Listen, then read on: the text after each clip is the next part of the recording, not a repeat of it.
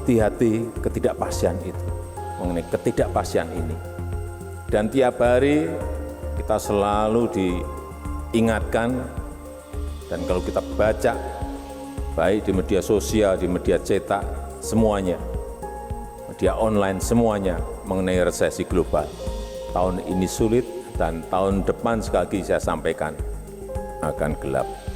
Dan kita nggak tahu badai besarnya seperti apa, sekuat apa nggak bisa dikalkulasi. Akhir-akhir ini resesi global tengah jadi perbincangan hangat di media sosial dan juga di media massa. Hal ini tentu menuai perhatian masyarakat di dunia, karena kalau resesi benar terjadi, pasti akan ada perubahan secara global yang akan berdampak terhadap seluruh lini bisnis. Resesi ini bisa memicu efek domino bagi perekonomian, mulai dari penurunan angka keuntungan perusahaan yang mengakibatkan tingkat pengangguran menjadi tinggi, lalu perekonomian menjadi melambat. Lantas bagaimana prospek bisnis di tahun 2023 yang diprediksi akan gelap gulita?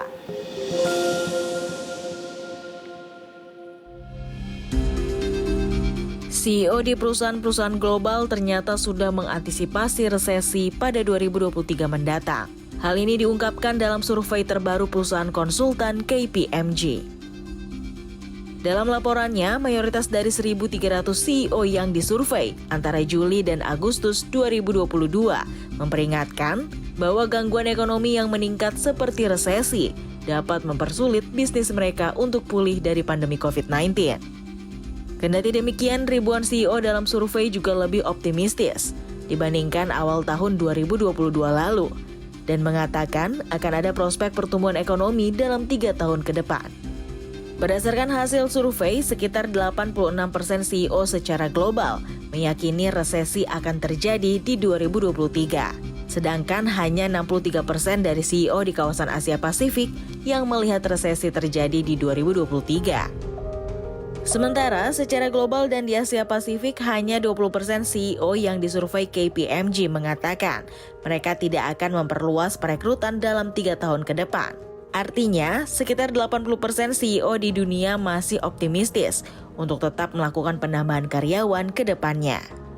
Namun, para CEO juga memperhatikan prospek jangka pendek ekonomi, sehingga mereka berniat untuk merubah rencana pengeluaran jangka panjang. Sementara itu, Indonesia tampaknya masih cukup aman dari risiko perlambatan ekonomi, setidaknya hingga akhir 2022. Menteri Keuangan Sri Mulyani menyatakan bahwa konsumsi rumah tangga akan relatif stabil di sisa tahun 2022 ini. Dorongan kinerja ekspor yang sangat kuat pun akan menopang pertumbuhan ekonomi.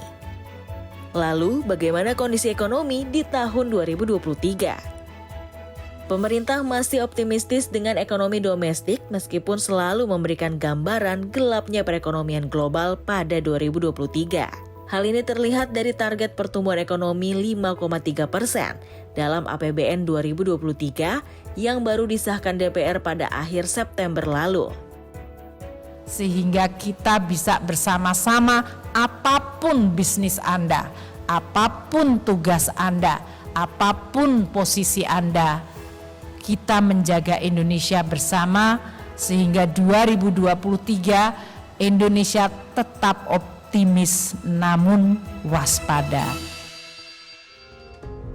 Ancaman resesi perekonomian dunia pasti akan berdampak ke lingkungan bisnis dalam negeri. Asosiasi Pengusaha Indonesia atau APindo meminta pemerintah fokus menjaga daya beli masyarakat dan menaikkan nilai tambah dari berbagai produk ekspor.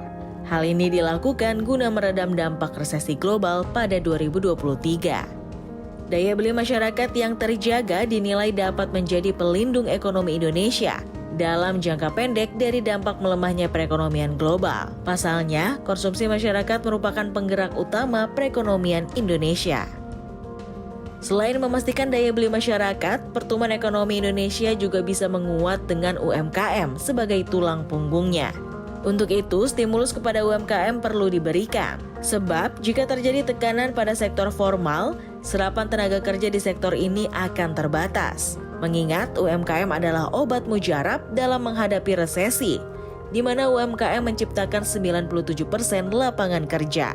Di sisi lain, UMKM adalah salah satu sektor yang memiliki daya tahan lebih baik dibandingkan perusahaan besar ketika terjadi krisis. Selain itu, kuatnya UMKM di tengah gempuran ekonomi global ditopang dengan belanja pemerintah yang dibuktikan dengan kewajiban 40% belanja APBN untuk produk UMKM.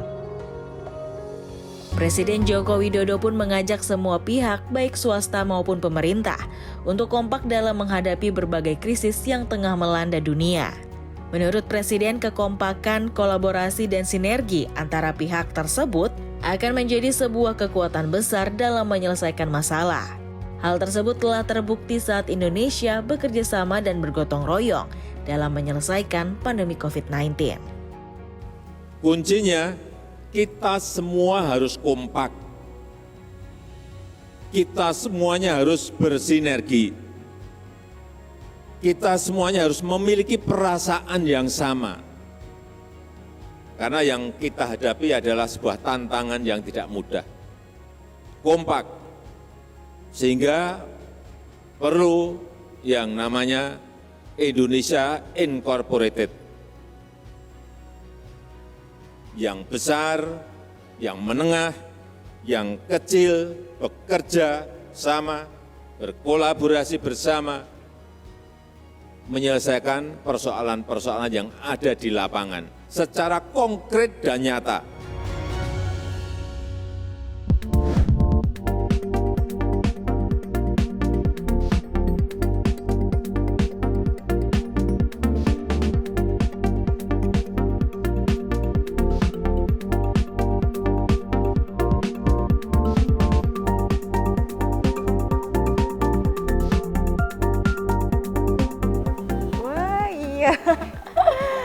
Ya memang meski dihantam pandemi COVID-19 beberapa waktu lalu, bisnis kedai kopi masih menjanjikan. Pasalnya tingkat konsumsi kopi di Indonesia ini sangat tinggi, bahkan kedua di dunia. Lalu bagaimana cara bisnis ini bisa bertahan di tengah badai krisis yang melanda dunia? Sesaat lagi kita akan bahas rahasia sukses bisnis tentang kopi. Ini bisa diminum nih Kak? Bisa, Kak. Oke, langsung minum ya.